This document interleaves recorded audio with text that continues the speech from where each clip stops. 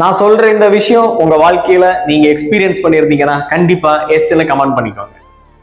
சில நேரங்கள்ல நம்ம நல்லா ட்ரெஸ் எல்லாம் பண்ணி நல்லா மேக்கப் எல்லாம் போட்டுட்டு அப்படியே ஏதாவது ஒரு ஃபங்க்ஷனுக்கு போறோம்னு வச்சுக்கோங்களேன், சில பேர் சொல்லுவாங்க காசு இருக்கு என்கிற திமிரு காட்டுறாங்க அப்படின்பாங்க.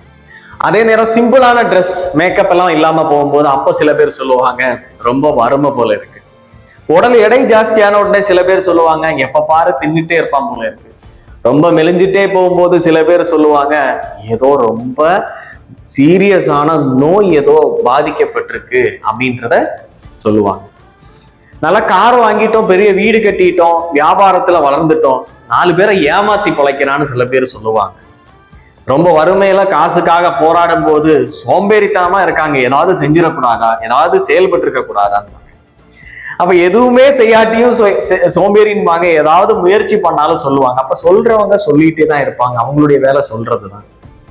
நானும் சொல்லுவேன், நீங்களும் சொல்லுவீங்க, எல்லாரும் சொல்லுவாங்க. நம்ம சொல்லக்கூடிய சஜஷன் சொல்றதுக்கு உரிமை இருக்கக்கூடிய சொசைட்டில இருக்கும். அதனாலதான் சோசியல் மீடியால கமெண்ட் பாக்ஸ்ன்னு ஒண்ணு கொடுத்துருக்காங்க. இந்த கமெண்ட் பாக்ஸ்ல நேர்மறையா தான் பேசணும்னு சொல்லல, பாசிட்டிவ் கமெண்ட் பாக்ஸ் அல்ல அது.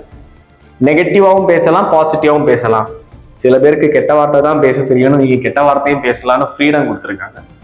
அதனால யார் என்ன வேணாலும் சொல்லட்டும், நானாகவும் நீங்களாகவும் வாழ்ந்தா போதும் என்கிறத இதுல இருந்து என்னால புரிஞ்சுக்க முடியுது.